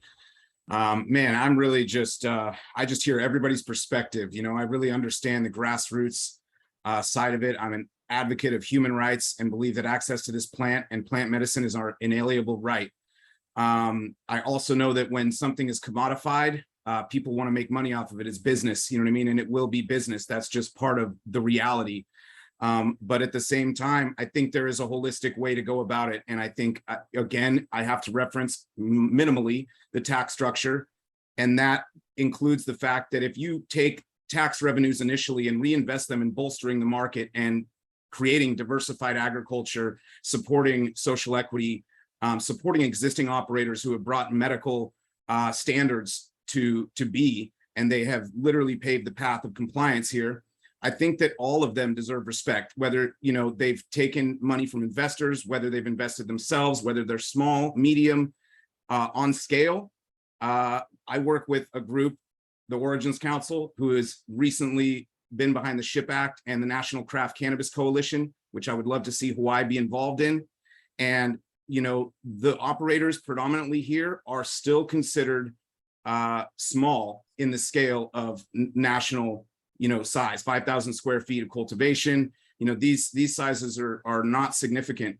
I think it's important that we reinvest again. And if you bolster 30 seconds, Michelle, 30 seconds. Thank you. Thank you. If you bolster the market that is existing through social equity, through education and training, I also believe that imports do need to be enforced, you know, to some extent, and that you know, some regulation, whether it be fees for lack of compliance, you know, need to be initiated.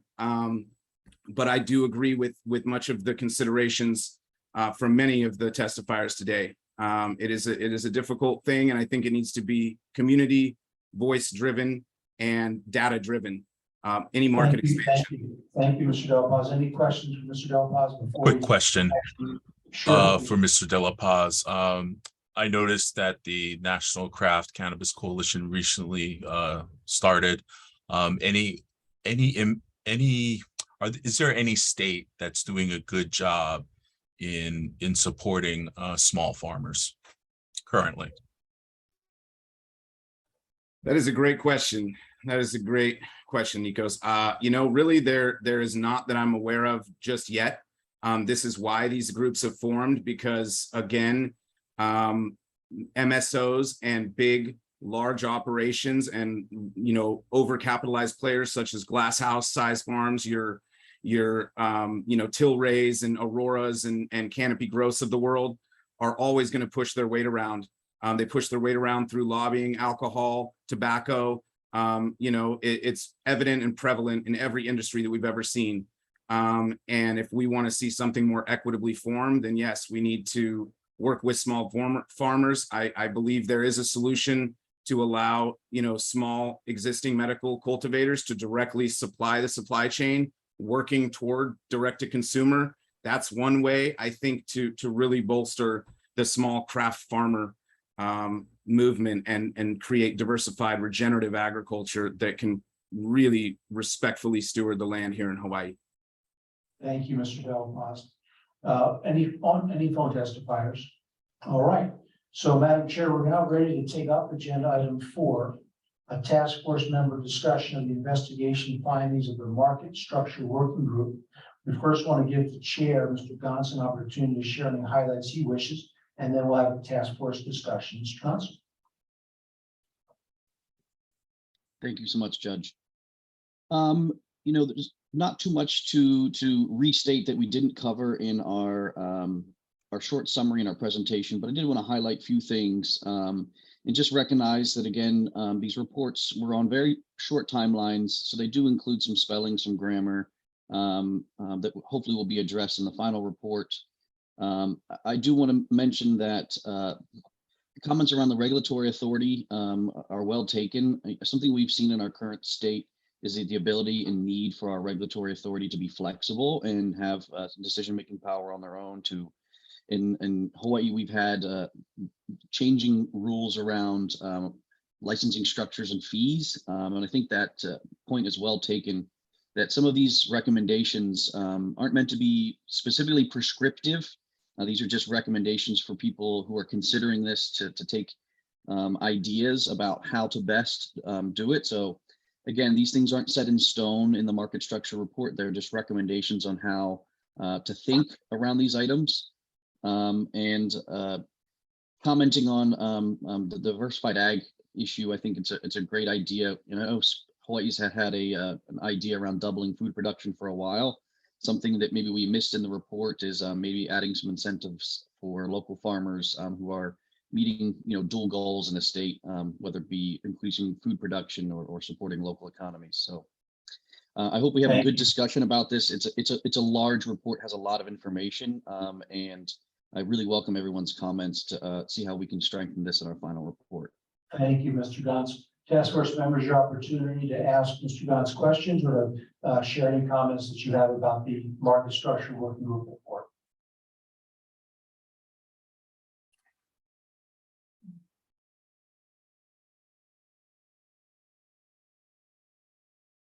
Anyone? I know it is 2:15. Anyone else? Anyone wish to comment? Any questions? All right. Mr. Gantz, you must have done a heck of a job there. There are no questions and comments at all. So, Madam Chair, I'm going to turn the microphone over to you to cover agenda item 5. Thank you very much. I really appreciate everybody sticking with us for another long meeting. And I have a feeling the next few ones to come, I think we have 3 more meetings for this task force. Will probably be equally as long. Our next meeting is going to be held on October 31st. Happy Halloween. Same time. Thank you very much. Meeting adjourned.